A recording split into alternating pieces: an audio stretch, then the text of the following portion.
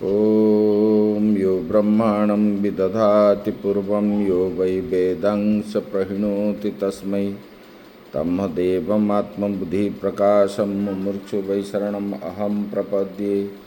ॐ शान्तिः शान्तिः शान्तिः।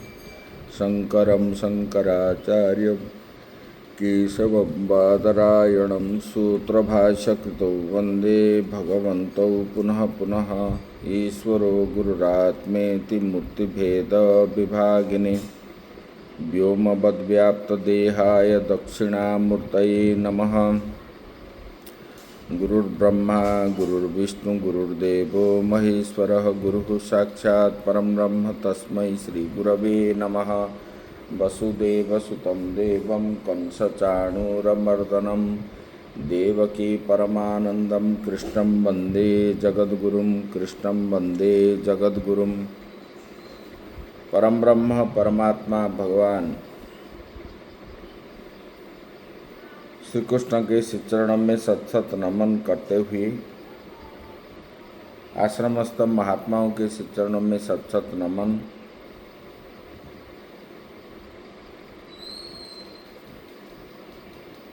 आत्म भगवत प्रेमी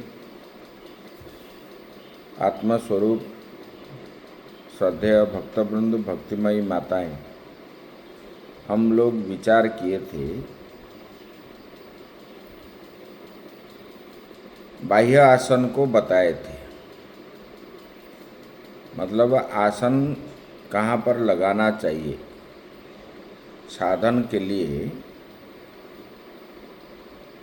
बताए। तो शुचौ देशे बताए, मतलब जिस स्थान में शुद्धता हो और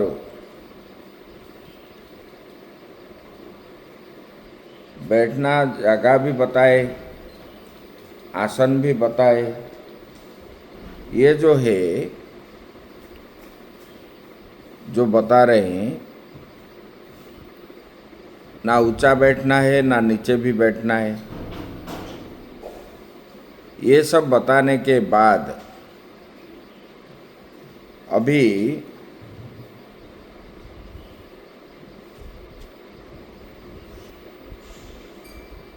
योगाभ्यास के समय कैसे करना चाहिए ये बताने जा रहे हैं। मतलब शरीर को किस प्रकार रखना चाहिए इसको अभी बताने जा रहे हैं।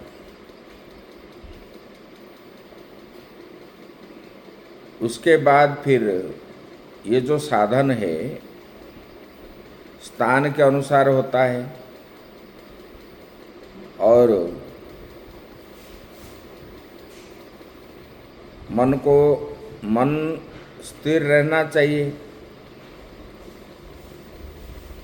और मन स्थिर रहेगा कैसे? जितने सब चीज हो रहा है ये सब मन का खेल है। मन जो है प्रभावित होता है आहार विहार में। तो आहार के बारे में भी आगे बताएंगे। अभी देश के बारे में बता दिए। मतलब एकांत स्थान हो,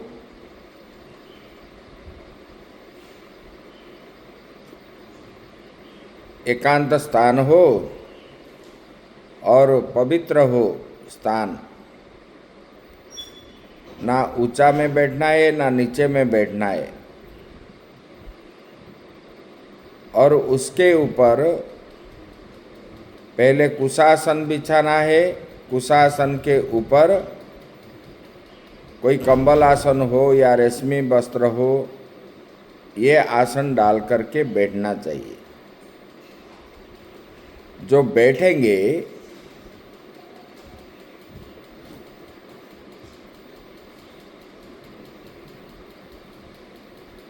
मतलब देश का जो बताए वो मिट्टी का भी प्रभाव पड़ता है। और जो है ज़्यादा गर्मी स्थान में भी बैठ नहीं पाएंगे, ज़्यादा ठंडी में भी नहीं है। तो ऐसे योगाभ्यास जो है और देश भी कोई पवित्र स्थान हो, जैसे गंगा किनारे हो, नर्मदा किनारे हो, कि हिमालय के किसी गुफा में हो, उसको सुचौदे से बता रही। और स्थिर आसन लगा करके, हिलना डुलना नहीं है।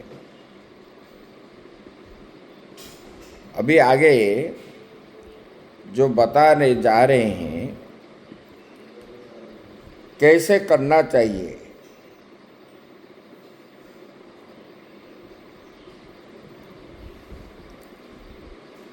समं काय शिरो ग्रीवं धारयन्नाचलं स्थिर संप्रेक्ष्य नासिकाग्रं च स्वं दिशाश्चानवलोकयन्। काय मतलब शरीर के मध्य भाग को काया कहा जाता है। समं काय शिरो ग्रीवम, कायश्च शिरश्च ग्रीवा च काय शिरो ग्रीवम। काय मतलब शरीर, ग्रीव मतलब गर्दन, और सिर मतलब सिर है, मुंड है। बोले कि इसको काय सिर और ग्रीवा, इसको कैसे रखना चाहिए? बोले कि सीधा रखना चाहिए। पीछे वाले रीढ़ जो है, हड्डी, वो पूरा सीधा रहना चाहिए और इधर उधर हिलना नहीं, डुलना नहीं। धारयन्न चलम स्थिरः, शरीरश्च ग्रीवा च कायशिरोग्रीवं तत्समं धारयन् न चलं च समं धारयतश्चलनं संभवति यतो विशिनष्टि अचलमिति। मतलब शरीर, गर्दन और सिर जो है सीधा करके रखना, हलना डुलना नहीं है। स्थिरः स्थिरो भवेत् इत्यर्थः, मतलब स्थिर हो करके रहना। और क्या है? संप्रेक्ष्य नासिकाग्रं स्वं दिशाश्चान अवलोकयन्। स्वम अपना, जो जोगी योग करता है वो खुद का नासिकाग्रम, नाक के अग्रभाग को दृष्टि रखना है, ये बताया है।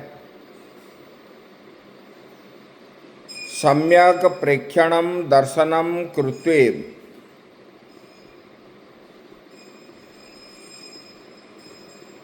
मतलब सम्यक प्रकार से स्थिर हो करके ये नासिका के अग्रभाग को ही दृष्टि रखना चाहिए। क्योंकि हम जब बैठते हैं मन इधर उधर भागता है। ये नाक मतलब पहले मन को स्थिर करने के लिए नासिका के अग्रभाग को, आँख को अधमुद्रित करके उसका दर्शन करना चाहिए।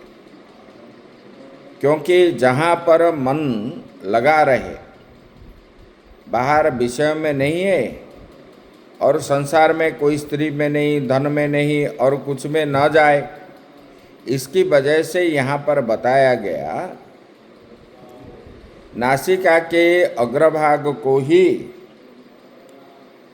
देखने का विधान यहाँ पर जो बता रहे हैं, ये इष्ट नहीं है केवल मतलब यहाँ विधान क्या है, बोले कि दोनों चक्षु के बीच में जो आज्ञा चक्र है दृष्टि मात्र वहीं पर रखना चाहिए। लेकिन तो पहले शुरू जो करते हैं उनके लिए ये तो संभव नहीं है, मन इधर उधर भागेगा। इसलिए उनको बताया गया नासिका के अग्रभाग को देखना है, ये बताए गए। क्योंकि मन एकाग्र हो, अभी दोनों चक्षु के बीच में दृष्टि डालने पर ये केवल चक्षुओं के मध्य में दृष्टि मात्र रखने को कहा है। भले कि इसलिए कहा गया अंतःकरण जो है समाहित करने की दृष्टि से कहा है। ये क्यों ना, ये अंतःकरण समाहित होने के लिए, एकाग्र होने के लिए, इधर उधर न भागने के लिए कहा गया है।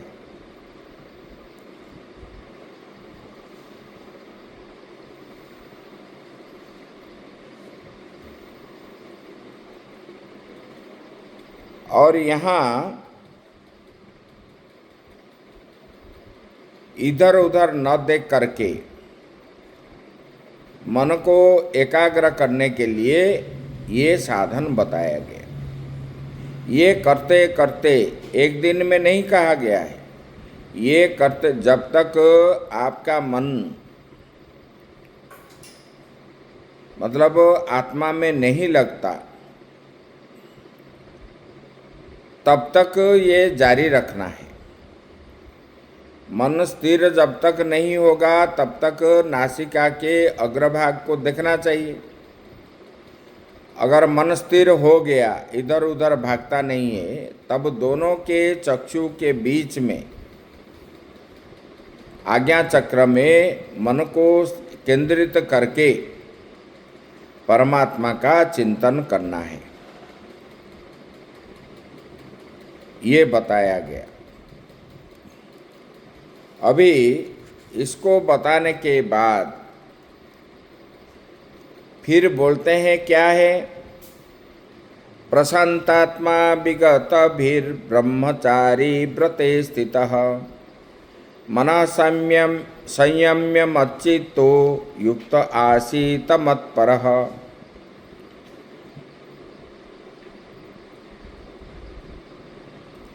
अभी योगाभ्यासी को, जो योगाभ्यास करने वाले हैं,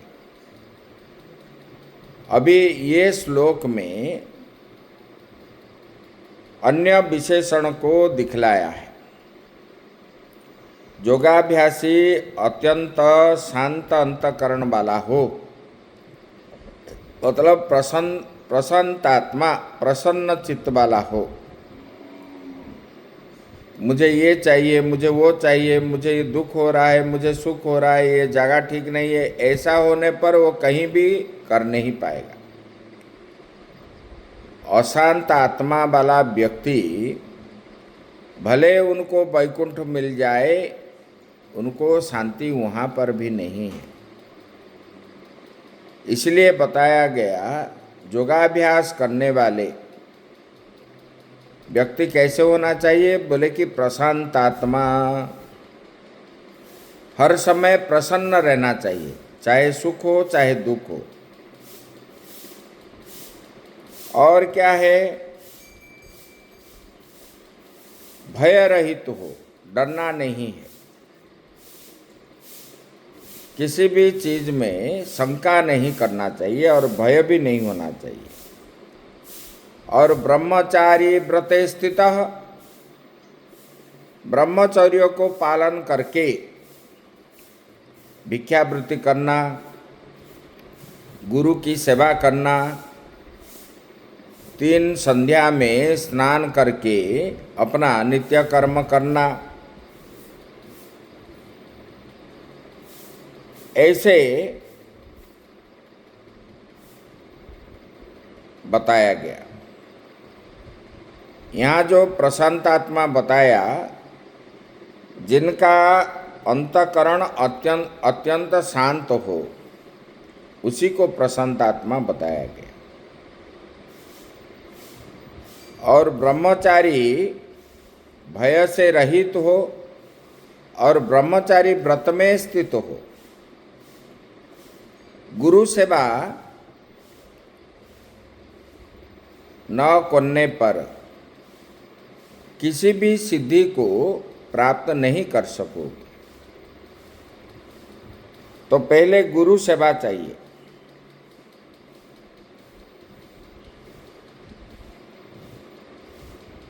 यहाँ बता रहे हैं, गुरु शुश्रूषा भिक्षा भुक्त्यादि तस्मिन् स्थितः तदनुष्ठानता भवेत् इत्यर्थः। ये सब करने पर ही ये होगा। बोले किंच मनः संयम्य मनसो वृत्ति रूप संहृत्येन ति इत्येतन मच्चितो मयि परमेश्वर चित्तम यस्य सो अयम मच्चितो युक्तम अस्ति। भगवान यहाँ पर बता रहे हैं, संयम्य हो करके, मन को संयम्य करके,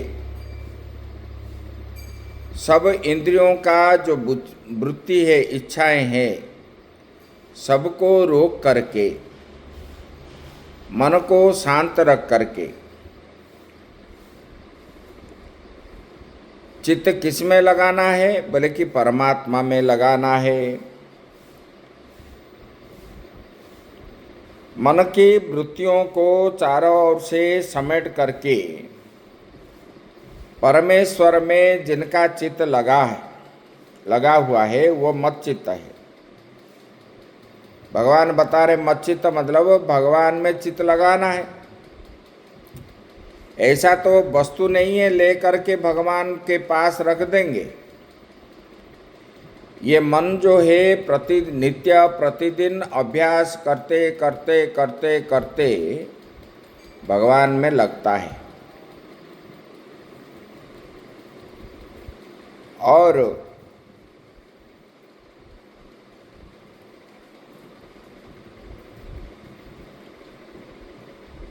मत्परः मतलब समाहित हो, इसी प्रकार मन को समाहित करके मेरे परायण हो करके बैठे। ऐसे वाले व्यक्ति जो है अभ्यास करते करते करते मन अंतःकरण जो है उसमें शुद्ध अंतःकरण हो जाता है और योग में समाधि में मन लग जाता है। बाहर विषयों को देखेंगे तो मन कभी नहीं स्थिर होगा। सब इंद्रियों के वृत्तियों को रोध करके मन को एकाग्र करके परमात्मा में मन को लगाना है और किसी भी फल की इच्छा न रख करके कर्म करना है। अभी ये योग तो बता दिए, योग का अभी फल बताने जा रहे हैं। अथ इदानीं योग फलम उच्यते, योग के फल बता रहे हैं। युञ्जन्नेवं सदात्मानं योगिनीयतमानस शांतिं निर्माण परमां संस्थामधिगच्छति।